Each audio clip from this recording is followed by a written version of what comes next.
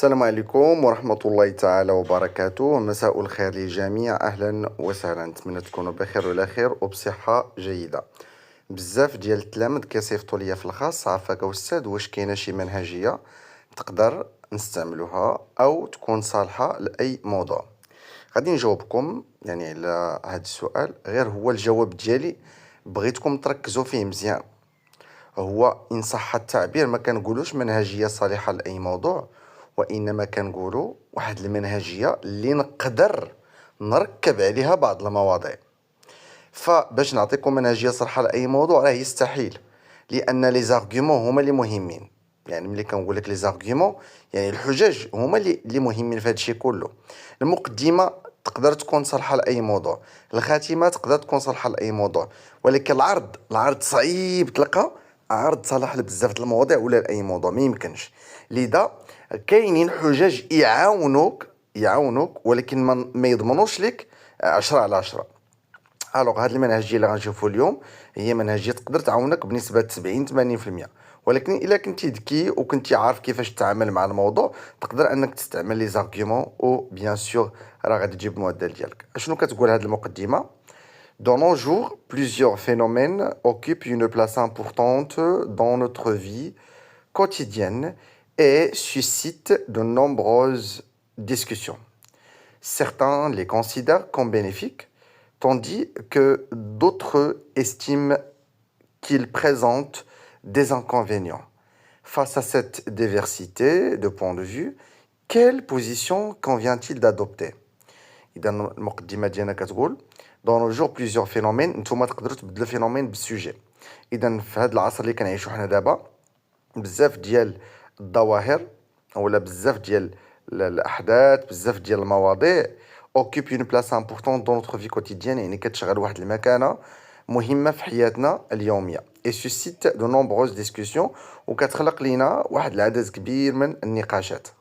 Certains les considèrent comme bénéfiques. البعض كيعتبر هذا الموضوع اللي انت كتضوي عليه دابا بأنه مفيد ونافع، tandis que d'autres estiment qu'il présente des inconvénients، في حين أن آخرون كيأكدوا على أن هذا الموضوع غير كيقدم لنا واحد المجموعة من السلبيات.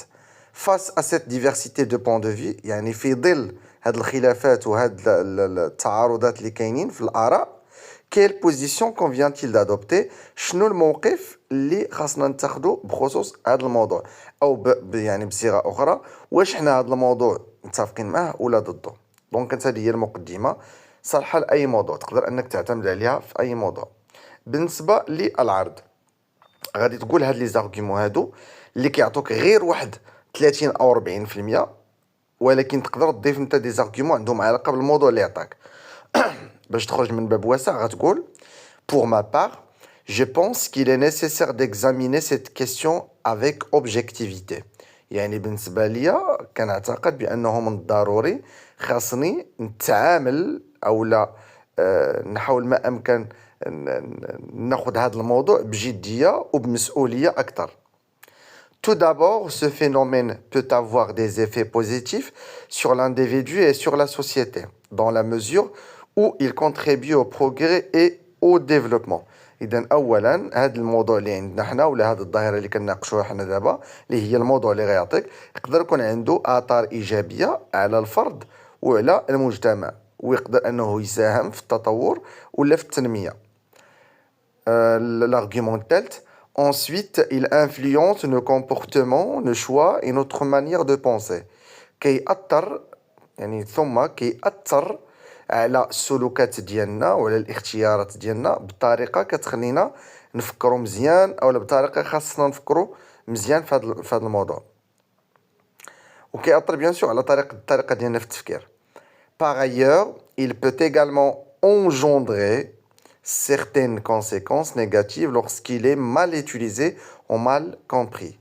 كذلك أو بالإضافة إلى ذلك هذا الموضوع هذا يقدر أنه يخلي لنا أو يقدر أنه يفعل لنا أو يقدر أنه ينتج لنا بزاف ديال النقاط السلبية، نتائج سلبية إلا استعملنا بطريقة ماشي صحيحة. وفي الختام enfin ces effets dépendent souvent du contexte et de la manière dont chacun l'aborde. وفي النهاية هاد لي زارغيومون اولا هاد التأثيرات اللي كاينين كيعتمدوا فقط على السياق وعلى الطريقة باش خاص كل واحد يعني يشوف الموضوع بالطريقة ديالو.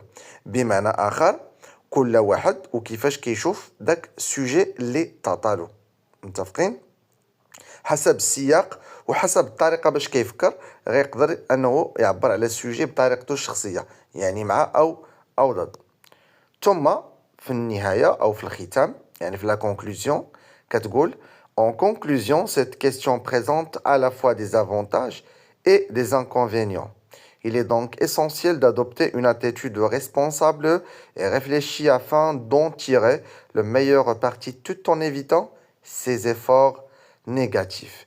إذا وفي الختام هذا الموضوع كيقدم لنا بعض المرات يعني نقاط إيجابية، بعض المرات نقاط سلبية. دونك خاصنا حنا نكونوا مسؤولين، وخاصنا أننا نتخذوا موقف نكونوا عليه مسؤولين ونفكروا فيه مزيان، بالرغم من التأثيرات السلبية ديالو. دونك خاصنا نفكروا قبل ما نتخذوا حتى شي قرار.